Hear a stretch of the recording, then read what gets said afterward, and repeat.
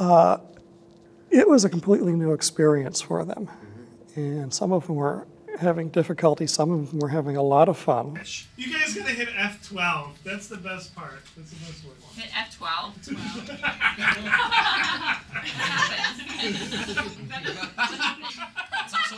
Some of them were having to learn how to walk.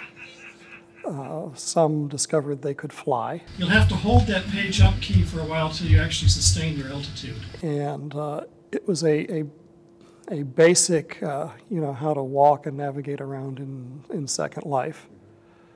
There was, like you said, a lot of whooping going on in the room, and a lot of discoveries made on their part.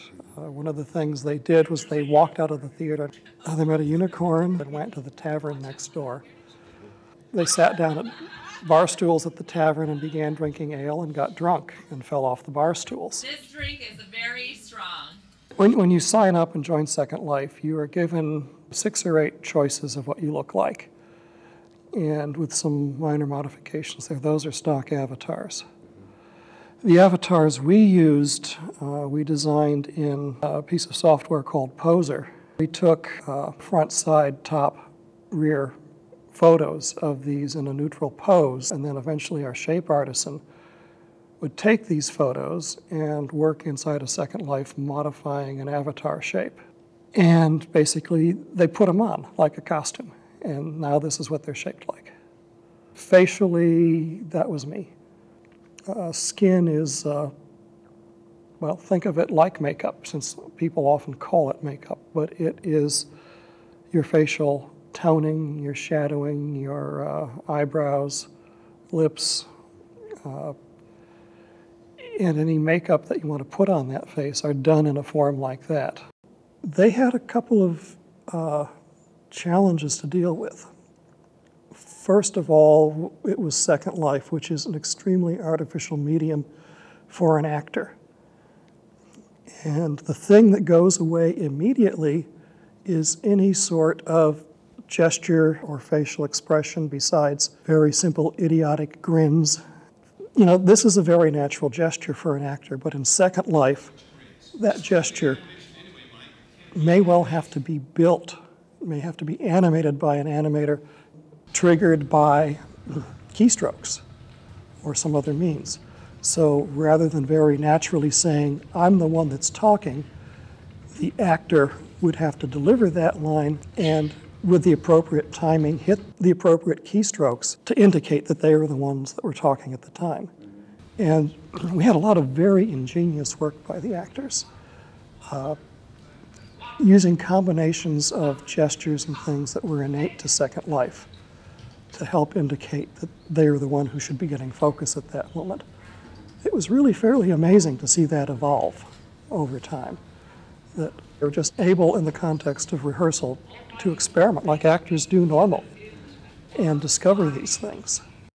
We had to abandon that notion of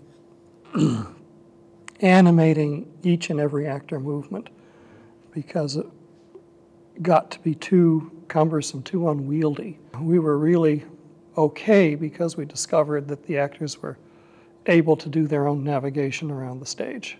What we got was the front, side, and top view of the actors moving so that when Mike was working with software called Poser, he could match in 3 views on his screen what an avatar was doing to what the actor was doing frame by frame. So basically he had a 3-dimensional reference in building these animations for us. Mike ended up animating far less than I originally thought because of the ingenuity of the actors and their ability to create gestures by combining things that were already available to themselves in Second Life. Put it in such a way that oh my gosh, I have to do right arrow, up arrow, page down, F2, Control Shift F3, not this. Some of them clearly had issues early on, but they did resolve them. I think they did become comfortable enough with them, especially when we removed their speaking live. At that point, it seemed most expedient to make a very good, solid recording of their best performance and let them manipulate their avatars to that recording. I think that actors were the way to go from the beginning and not gamers, because what we ended up with was something that arose out of the actor's need of the moment and not something that we decided an actor should do. We learned an awful lot about producing in Second Life because we basically, since we were so different, we had to learn how to do this in the context of trying to build this production, which is why you saw us stop and turn back and change what we were doing. What we gained, I think, as a university, and it was approached as a university, our Second Life program identified us as Kent State. It's like any endeavor that one undertakes. It provides a certain amount of visibility and perhaps esteem to the institution, to the department, to the people who have attempted this.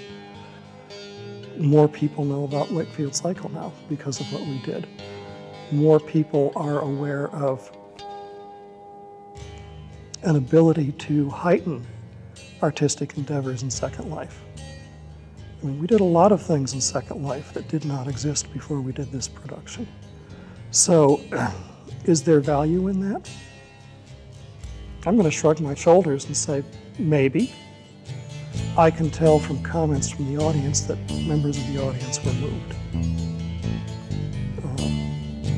and amazed.